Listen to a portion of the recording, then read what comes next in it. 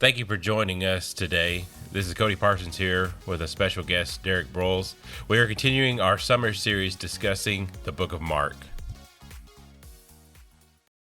So we'll begin reading in Mark chapter 5. We're going to read 21 through 43. This is out of the NIV.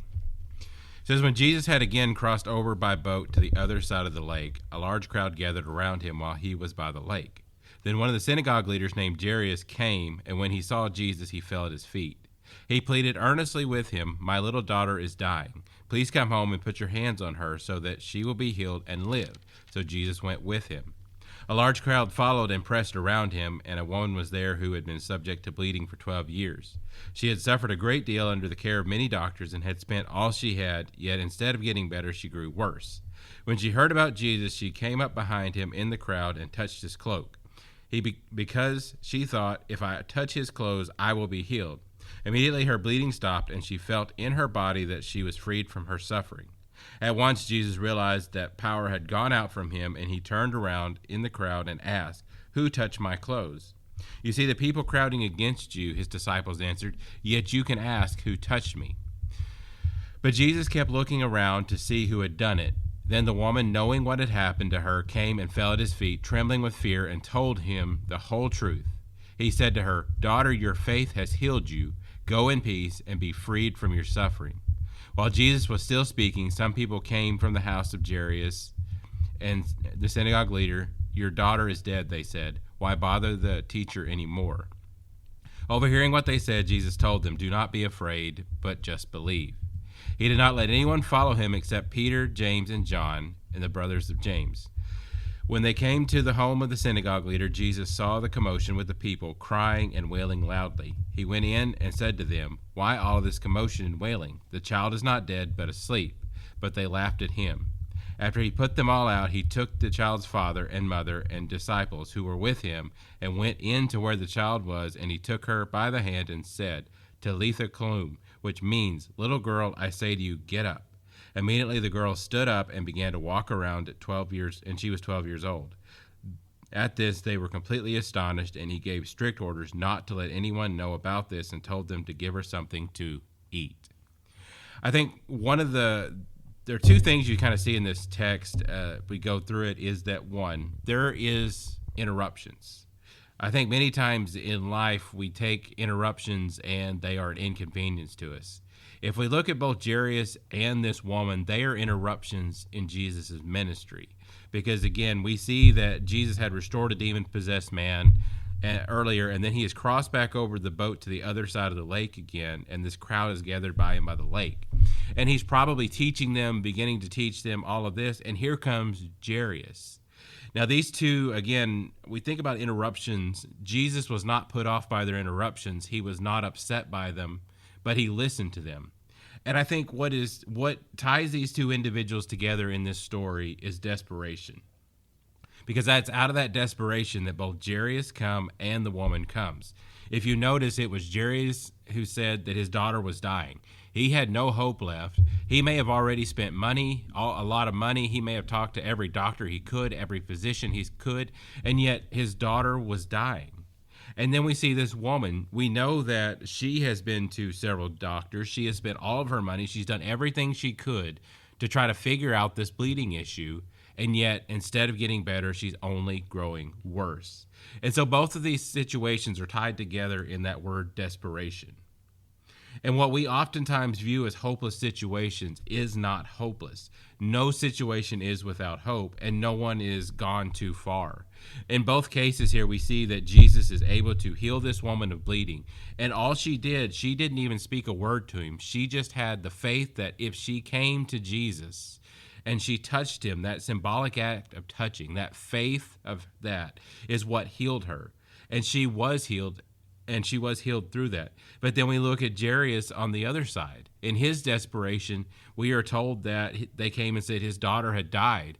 For him, I imagine that moment must have been a shock. It must have hurt. He must have wondered why this woman bothered Jesus and he didn't make it in time to his daughter. And yet we see that through this situation, it was not hopeless. Even in the darkest moment of Jairus' life, Jesus is like, "Don't be afraid. Follow me and just and watch what happens, basically. And we see that Jesus shows up at the Jairus' house, and this little girl, all Jesus tells to her is, he says, little girl, I say to you, get up. Think about the power of those words. Even death did not stop Jesus. Even death did not stop the healing that Jesus was going to do. And he gave this little girl back to Jairus. And again, I want you to remember that there is no situation that is too hopeless, too far gone. No person in the world is too far from Jesus. Jesus can heal even the darkest moments in our lives. And I think for somebody needs to hear that today. We don't know what you're dealing with today, but we know that God does. So whether if it's a physical condition like we see in our stories, or whatever it is that you're struggling with, that's such a powerful word this morning, is just knowing that God can, whatever it is, turn it over to him. But I want to point out a couple of things from the verse. So verse 28 of Mark 5, I'll read it again. It says, for she thought to herself, if I can just touch his robe, I will be healed, which you hit on a little bit. But I want us to talk about that word faith for a second. You know, I love how the woman, she just says, if I can just touch him, all I need is just a touch of Jesus.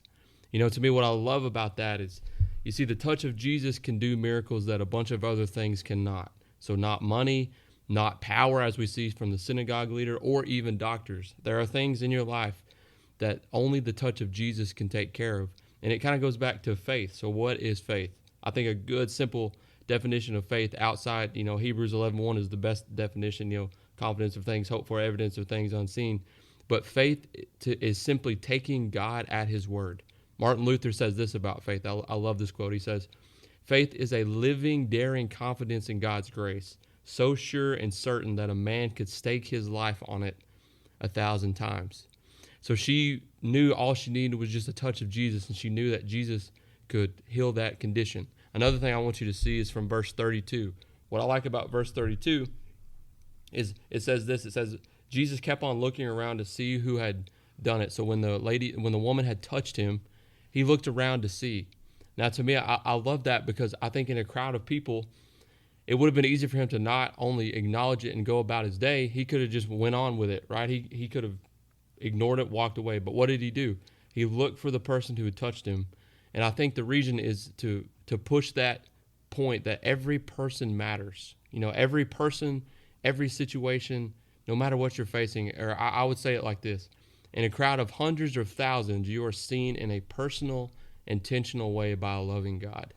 In a crowd of hundreds or thousands, you are seen in a personal, intentional way by a loving God. I love what Warren Wiersbe says about this woman in that story. He says, why did Jesus deal with her publicly?